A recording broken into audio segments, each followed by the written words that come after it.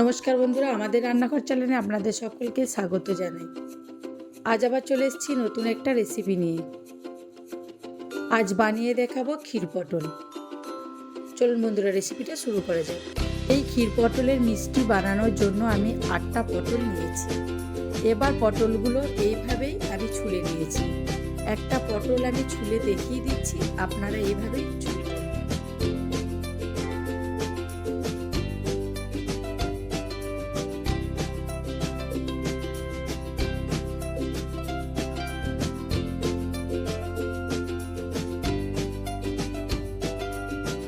এবার চাকুতে করে পটলের মাঝখানটা আমি এইভাবে কেটে নেব। চামচের পিছন দিয়ে বীজগুলো আমি এইভাবে বের করে নেব। পটলের বীজগুলো খুব সাবধানে বের করতে হবে, তা না হলে পটলটা ভেঙে যাবে।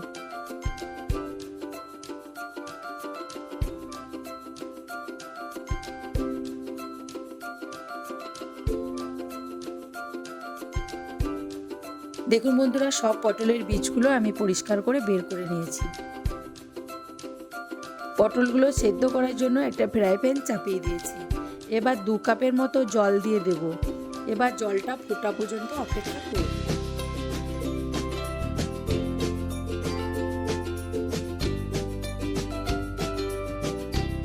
জলটা ফুটে গেছে, এবার পটলগুলো এক এক করে ছেড়ে দেবো।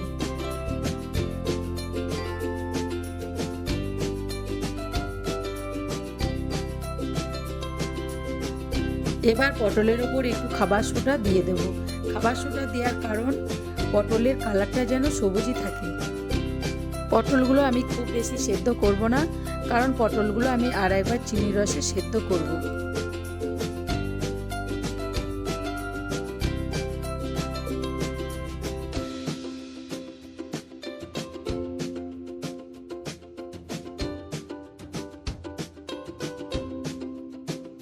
দেখুন বন্ধুরা, পটলগুলো সেদ্ধ হয়ে গেছে, এবার তুলে নেব।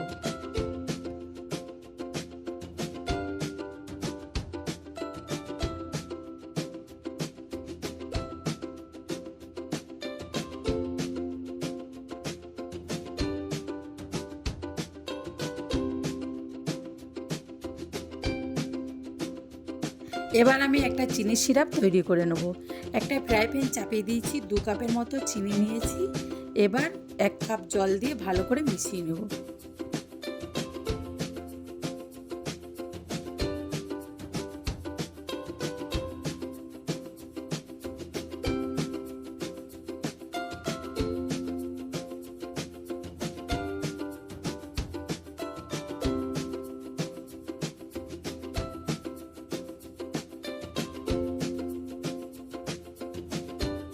চিনি সিরাপটা ফুটে গেছে, এবার 4টে এলাচ ফাটিয়ে দিয়ে দেবো।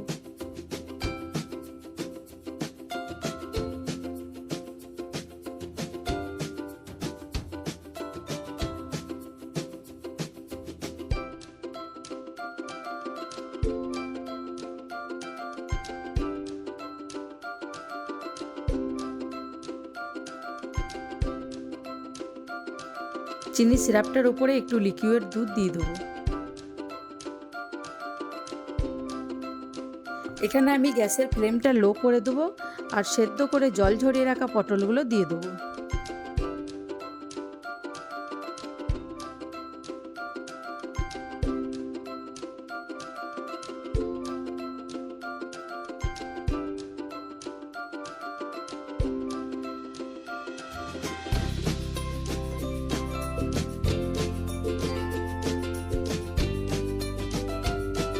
চিনি সিরাপের সাথে আমি পটলটা ভালো করে ফুটিয়ে নেব।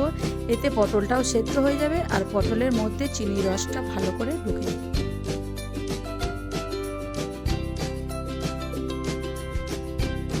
পটলটা আমার হয়ে গেছে।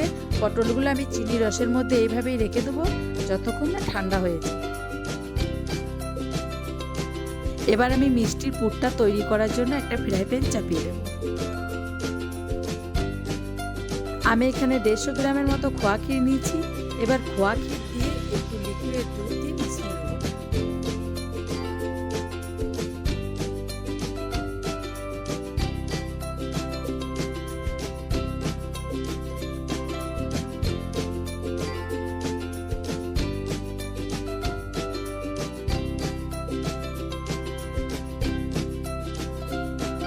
25 গ্রাম গুঁড়ো দুধ নিয়েছি, দিয়ে দেবো। আর একটু লিকুইড দুধ দিয়ে ভালো করে মিশিয়ে নেব। আমি এখানে 1 কাপ দুধ ব্যবহার করেছি।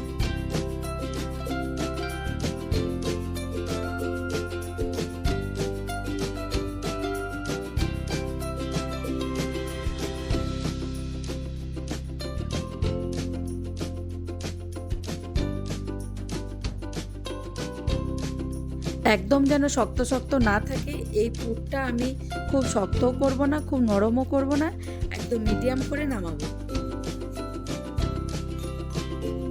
পুরটা আমার রেডি হয়ে গেছে। এবার একটা পাত্রে তুলে ঠান্ডা করে নেব।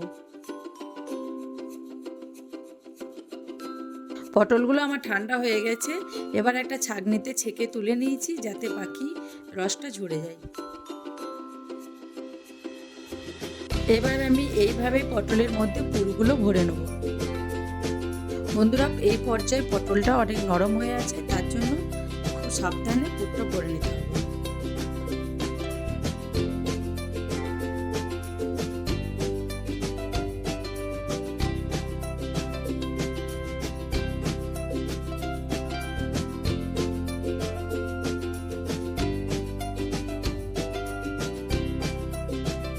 দেখুন বন্ধুরা, পটলের মধ্যে আমি পুরটা এইভাবেই ভরে নিয়েছি। আপনারা ঠিক এইভাবেই পুরটা ভরবেন, আর বাকি পটলগুলো আমি এইভাবেই পুর ভরে নেব।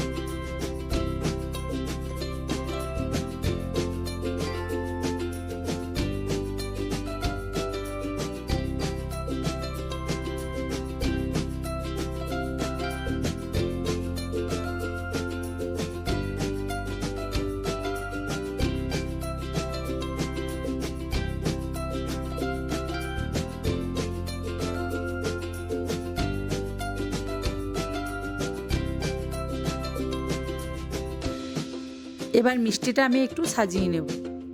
প্রথমে দেব নারকেলের গুঁড়ো,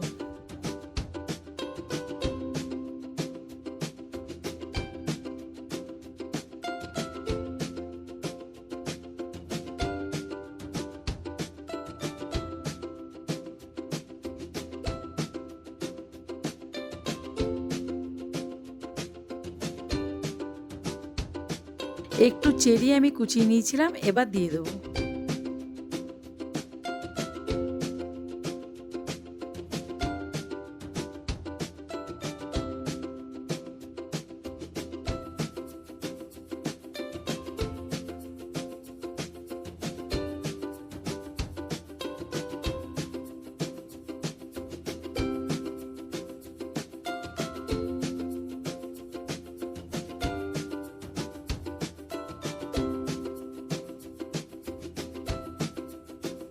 আর কটা কাঠবাদাম আমি লম্বা লম্বাভাবে কুচি করে নিয়েছিলাম, এবার দিয়ে দেবো।